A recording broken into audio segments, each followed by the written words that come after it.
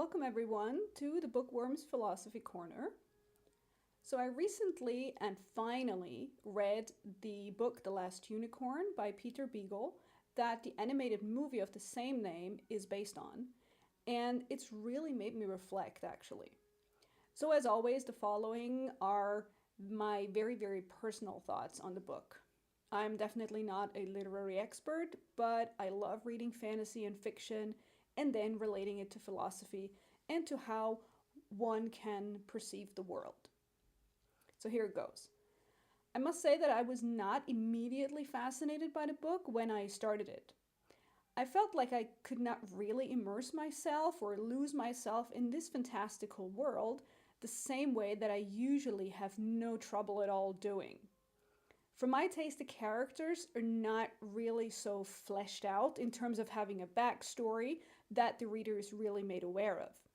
But what I did realize was that I found it really magnificent that there is this atmosphere of mystery and that kind of classic fairy tale feel that is created by the author. So I find the story, although it is called The Last Unicorn, is actually not about that mystical creature. To me, the story is more about magic, acceptance, and hope, actually. And the unicorn sort of represents all of these. Now, I don't mean magic in the sense of parlor tricks and spells, but more deep underlying magic that is inherent in the world that the unicorn inhabits, as well as in our world, actually, but that we, in our busy modern lives, have often kind of lost or forgotten. And thereby, so much of our potential and zest for life is buried under the strains of everyday life, actually. To me, the unicorn also represents the power of acceptance. It accepts everything that is happening, observes it, and lets it kind of flow over her rather than judge it very harshly or deciding whether something is good or bad. This reminds me of the philosophy of Stoicism and also of Taoism, which both state that events are not inherently bad or good, but our thinking and our judgment and interpretation actually only make them so, at least to a large extent. Now, that is not to say that I believe in any way that we should not be affected by events or not care, or we should never again say that something is bad or something bad happened to us. Of course, that's all perfectly valid, I think, and I do it myself naturally all the time. Still, the story kind of made me think that if we can rediscover this magic and this zest for life that I mentioned earlier, and also an appreciation of everything that happens, coupled with a healthy amount of acceptance without judgment, that could be very beneficial. The unicorn to me is the representation kind of the ability to have this zest for life and acceptance despite all the horrible things she has witnessed in her immortal life. So the world of the story is actually utterly bleak. Every character we meet is quite sad, poor, demoralized. Towns are run down and shabby. Everywhere the unicorn goes, she is not even seen. And to me, this is like the people don't see the magic, the zest for life, because their senses are just dead to it. And I don't know about you, but I do sometimes feel that our modern world does offer a lot of opportunities for this to happen to people as well. To be consumed by our immediate circumstances and what is going on in the wider world makes it easy to lose sight of and the feeling for all the magic and all the good that is still present if one is only willing to look. And the unicorn, being an immortal being and in a way very disconnected from the world, does not understand people's blindness. It feels like through her wandering the country, she brings the magic and the zest for life to the people in a way. She could reignite people's passions, love for life, and sense of wonder, but nobody actually sees it because they have lost the ability to see it. So I feel that this suggests that it's very much worthwhile to find this inner temple, this stillness and deep sense of peace, out of which comes an appreciation for life and all the opportunities and magic it has to offer. And again, Stoicism, Buddhism, and Taoism say very similar things about focusing on inner peace and so find more happiness and strength to discover one's full potential and face the outside world, which can undoubtedly often be very, very bad, actually, and we need to be very brave to face it. But in the story, people have lost this stillness or inner temple, and so the world is bleak and dark. But to me, the fact that there is one single unicorn left also represents hope, meaning that the world is bleak and people have lost their lust for life, but the magic, the passion, and the curiosity and love and all that is good have not yet entirely vanished from the world.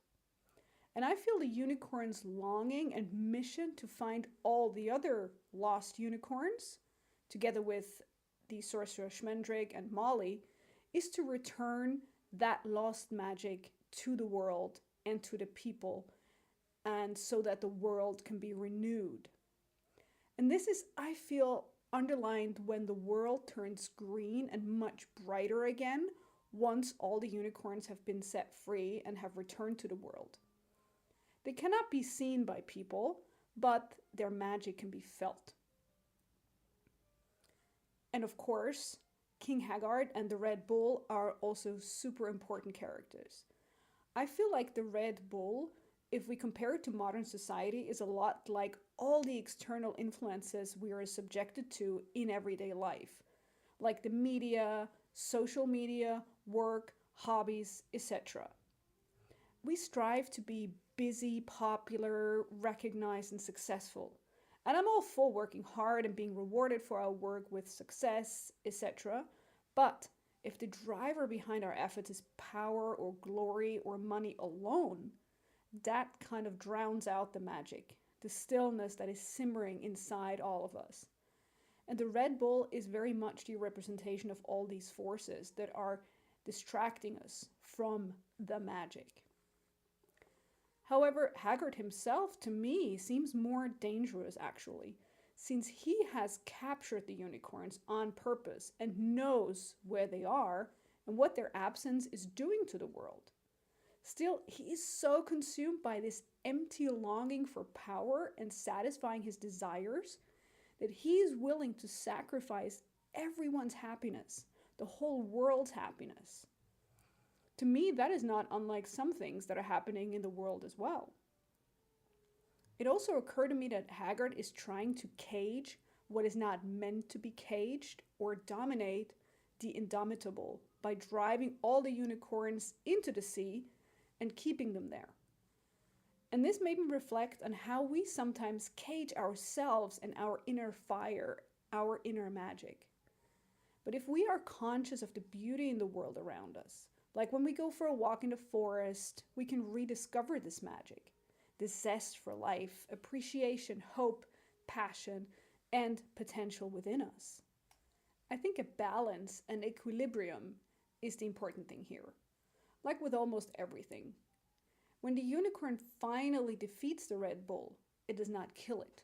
It pushes it into the sea, so the Red Bull is still there and has a valid reason to exist, but it does not hold power over the unicorn or the magic of the world anymore.